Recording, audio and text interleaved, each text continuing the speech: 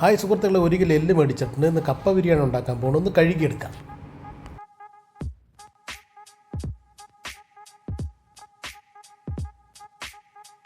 ഒരു സ്പൂൺ ഉപ്പിട്ട് കൊടുക്കാം. ഇഞ്ചി വെളുത്തുള്ളി ചതച്ചത്, ഒരു 3 സ്പൂൺ ബീഫ് മസാല, ഒരു 3/4 സ്പൂണ് മഞ്ഞൾപ്പൊടി, 2 സ്പൂണ് കാശ്മീരി ചില്ലി മുളക് പൊടി. നന്നായിട്ടൊന്ന് ഇളക്കി അടച്ച് വെക്കാം. അതിൻ്റെ ഇടയിൽ കപ്പയൊന്ന് കൊത്തിയരിഞ്ഞ് വൃത്തിയാക്കി വേവിച്ചെടുക്കാം. ഇതിൻ്റെ ഇടയിൽ നമ്മുടെ ബീഫും വെന്ത് റെഡി ആയിട്ടുണ്ട്. നമ്മുടെ കപ്പയും പാകത്തിന് റെഡി ആയിട്ടുണ്ട്. രണ്ടും കൂടെ മിക്സാക്കി ഒന്ന് നന്നായിട്ട് ഇളക്കി വെക്കാം. അങ്ങനെ നമ്മുടെ നാടൻ കപ്പ ബിരിയാണി റെഡി ആയിട്ടുണ്ട്.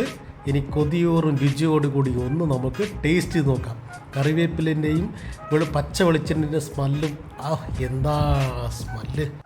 സുഹൃത്തുക്കളെ, ഇതുപോലെ ഒന്ന് ചെയ്തു നോക്കണം. മറ്റൊരു വീഡിയോ ആയിട്ട് വീണ്ടും കാണാം. ഓക്കേ.